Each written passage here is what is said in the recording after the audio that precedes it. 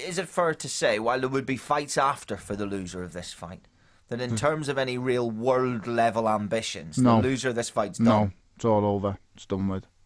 That means it's everything. It's your whole career in one night. There you go. You've just hit the nail on the head. Exactly that. That's where it's going. Well, Tony, what about if you beat Steve, him? in all honesty, mate, I'm not going to answer your questions. All as you've done is slate me since I've left where I left, so I'll be totally honest, mate. I'm not going to answer your questions. What you said about me after the Stevenson fight was a disgrace. Someone who's known me since I was a kid wearing an amateur vest should have known better than what to come. So don't ask me questions.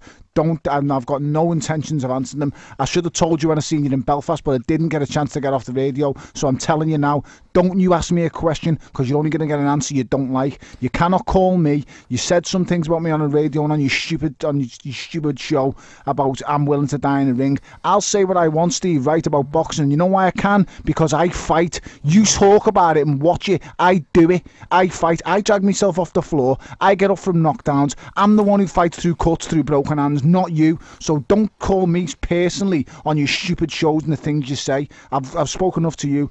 Mark or Colin, whoever's there, I'll happily speak to you. But Buncey, do not go on to me. You should know better, and you know the kind of person I am. I won't put up with it, and I'll tell you when I see you. Well, I was going to ask a nice question. Yeah, well, I'm not bothered by your nice question.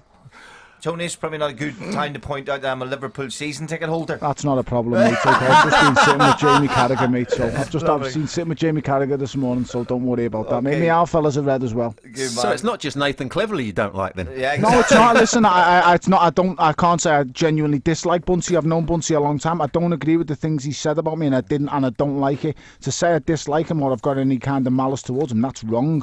I don't like what he said, and I don't appreciate the things he said about me. So I won't have that. And listen, I'm not fake. I won't sit here and I could sit here all day and talk to him about boxing, but I'm not going to do it because I don't agree with what he said about me.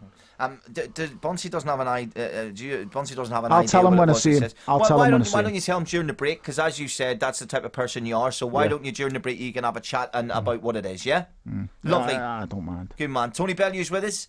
It's safe to say I'll be asking all the questions in the second half.